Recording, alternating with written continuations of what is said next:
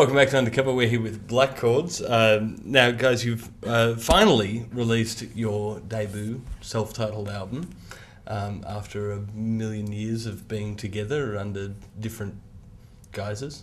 Well, Black Chords. Which one? One guise. That must be exciting to finally have that out. I think that's a bit of an understatement. Well, okay, that must... A million years, that is. No, exciting. It's bloody exciting. It's really good. Fantastic to hold it finally. Yeah. What actually it took you so long to get an album? He had to move to Western Australia, find his heart, get it broken, come back, find his one true love, which is Black Chords, and then get into the studio and find the right producer and do it. Yeah. That's pretty nice that you actually waited for him to come back from Western Australia. That's why I was just sitting back here, just going, come on, Damo, get back. No, it was good. It was it's one hell of a trip. But WA is a phenomenal place, so I brought all of that back to Black Chords. So what happened? Did you actually split up, or did you carry on without him? Yeah, we carried on.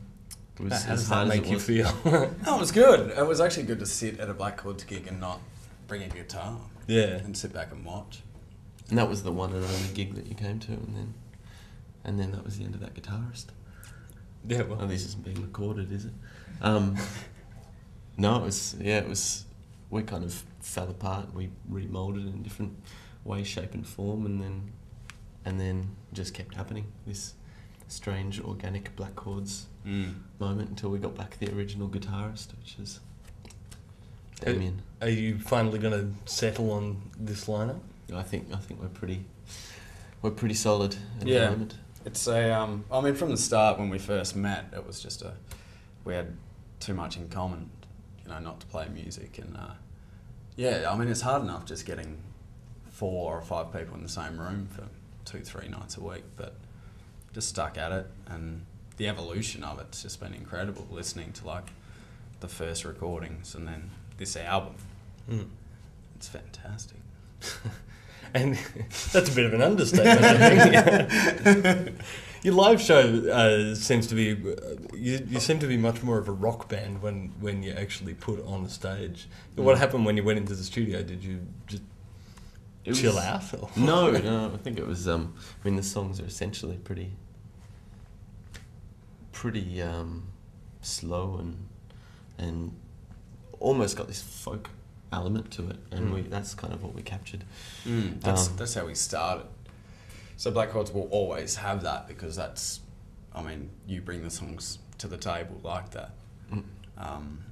But yeah, just the past couple of years experimenting in, say, my live sound, becoming more of a soundsmith as opposed to just kind of playing little things over the top.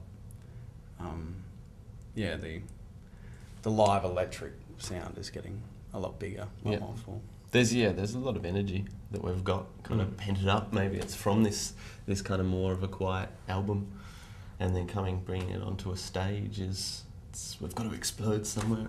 But doesn't it sound like that when you go into, like, say, a rehearsal studio or something? Don't you have that rockier edge to it? Yeah, definitely. Yeah, definitely. It's but I think from starting out in music and starting just sitting in your bedroom playing an acoustic guitar, writing songs. I mean, that's from this album is an accumulation from the very birth of me writing my first word down on paper, and it's him writing his first guitar riff.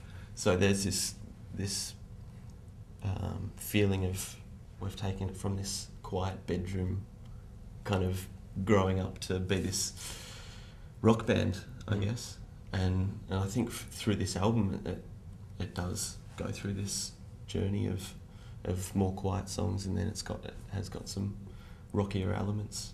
And I think us as a band, as 4 guys working together, creating together, it is becoming more of a rock feel, more energy on stage. I think it's good too, like thinking of the acoustic songs as they are, and I mean our influences, there's a lot in, say, Nick Drake, Townes Van Zandt, and getting Tamil to write the strings part and kind of giving him an idea, and then when the strings come in to do 4 of the songs that day, with that the soundscape that it was just fantastic. Just to add that depth, you know, especially when think of our influences like Nick Drake, and then to hear the end of Disappear, it's just fantastic.